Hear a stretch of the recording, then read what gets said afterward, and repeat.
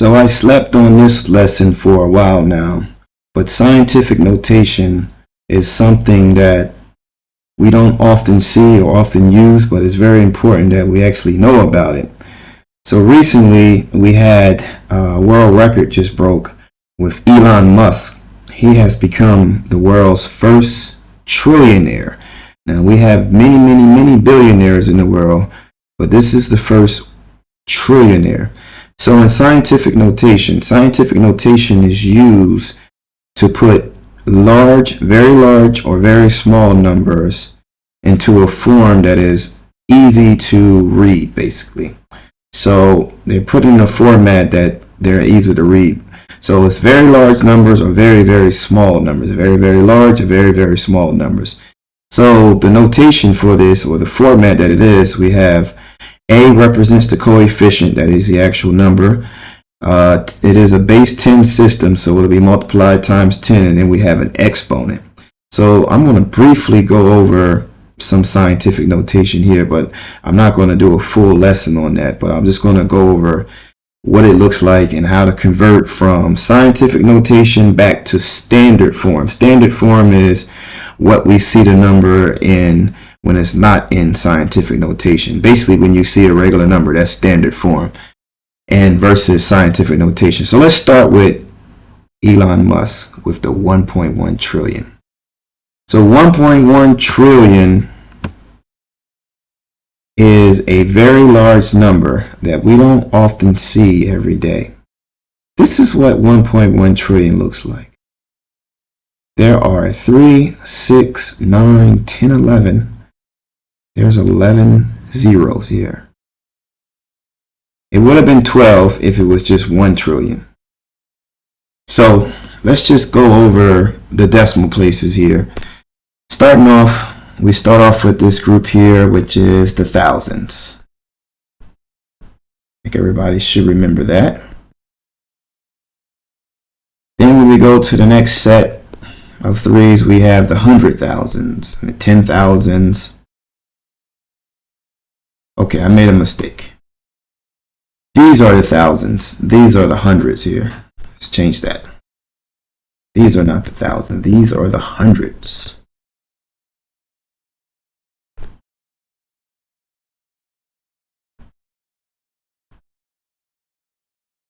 So the hundreds, then we have the thousands.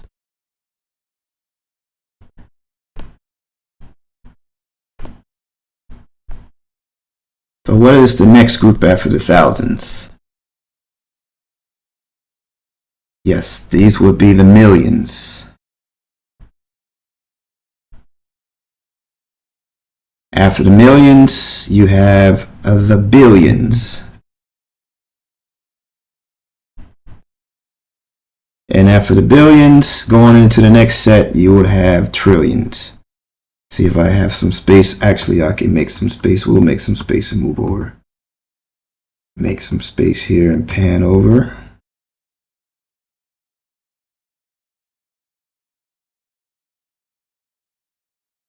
Now just think, if you had to see very large numbers like this on a daily basis, you can easily get it mixed up.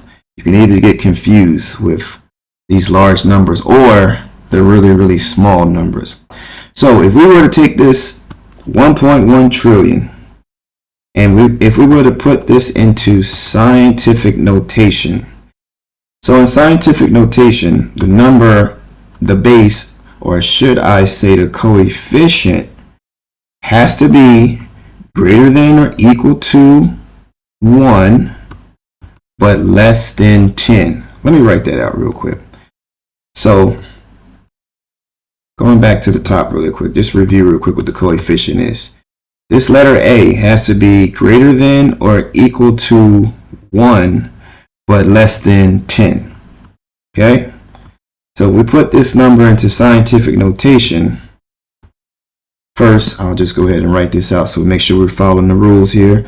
So this A has to be greater than or equal to 1.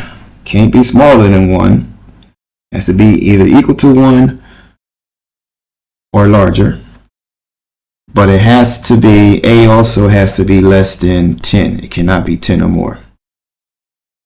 So when we convert this 1.1 trillion into scientific notation, this becomes 1.1. Let's see if we're following the rules here.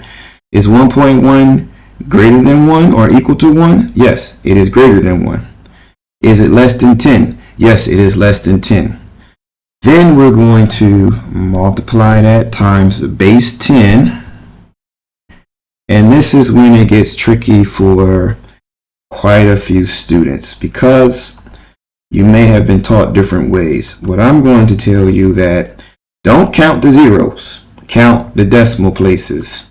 So when you want to create the exponent, you have to count the decimal places starting from the far right when the number is greater than 1. So let's go. Start over here on the far right from the last zero, and we count the decimal places. We don't count the zeros because I'll show you that shortly why we don't count the zeros, because it get confusing when we have significant zeros. These are insignificant zeros. That means we don't need them. So we count the decimal places. 1, 2, 3, 4, 5, 6, 7, 8, 9, 10, 11, 12. We count how many decimal places it takes for us to get from the last number to the two ones, and in between the two ones. So we're 12 decimal places. So that means 1.1 times base 10 to the 12th power. Now 1.1 is written, 1.1 trillion is written to scientific notation. Now you can see this is a shorter version than this longer version of 1.1 trillion.